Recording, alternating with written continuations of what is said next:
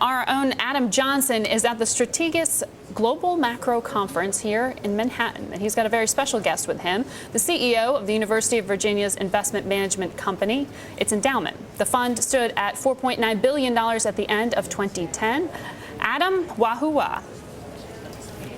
Well, thanks, Margaret. And of course, you're a UVA alum, so it's particularly appropriate that we have you, Larry. Thanks for joining us. You're welcome. You just took over to run the endowment. You've been there now for a couple of months. Yes. What's job one?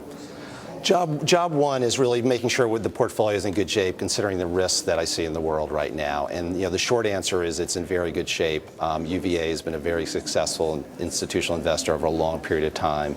It is well positioned, but there are a number of risks that we've been discussing at this conference that really do concern me. What are the top two risks? I know there are a lot of them, but what are the top two? I mean, really the biggest risk, which I think was identified this morning by Byron Wien, which I also mentioned, is the notion of, I think you really have an asymmetry with interest rates.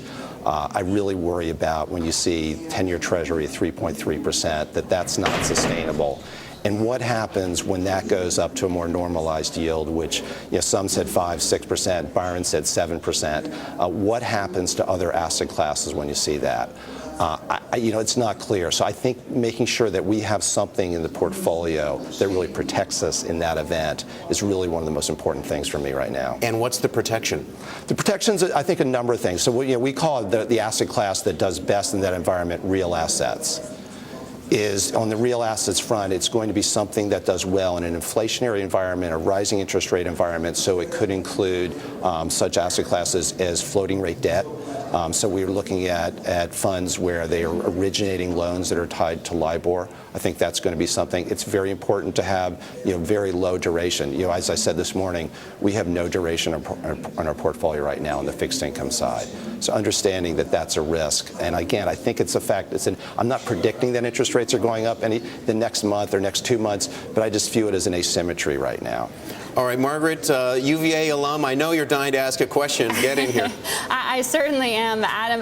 Larry, I've got a question for you. I mean, you've seen this return in the worth of the endowment. Now at UVA, the state only covers, 7% of operating costs at the university? Is there talk of using the endowment more as a source of revenue for some of those operating costs? I think long term, it's going to be important for really any university to increase their endowment, to provide the permanent capital, to really so you have the flexibility year to year to sustain and really support the mission of the business. Yes, we like a lot of other public universities have seen the support really go down substantially. So it's important for both a fundraising standpoint as well as generating returns that we increase the share of the endowment's provision to the operating budget every year.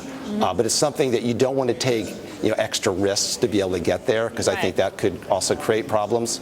Right. No, well, it seems very relevant in a time we're talking about forced austerity at the government level and cutbacks in budgets and allocations. But let me ask you specifically about a story that the Washington Post ran on the Rotunda. I mean, this is iconic. Thomas Jefferson built it, Stanford White, retweaked it. I love the building. Everyone has to. And there's talk about maybe tapping into the endowment to help cover the cost of the repair since the state won't do it. Would you consider doing that? No, I think there's a mix. We're not going to tap into the endowment in terms of raid the endowment. The endowment is very strict in terms of the payout that comes out of the endowment every year. And no changes in that, no exceptions. School. So I don't really see that a risk. I really just think of that as an example of the pressure that a lot of public universities are under. And it is, I think, as you correctly pointed out, it's just an inevitable long-term trend. We're going to have to find more private sources of support to continue to make UVA a great school. Yeah, we'll have to call Larry, the governor. thank you so much for joining us.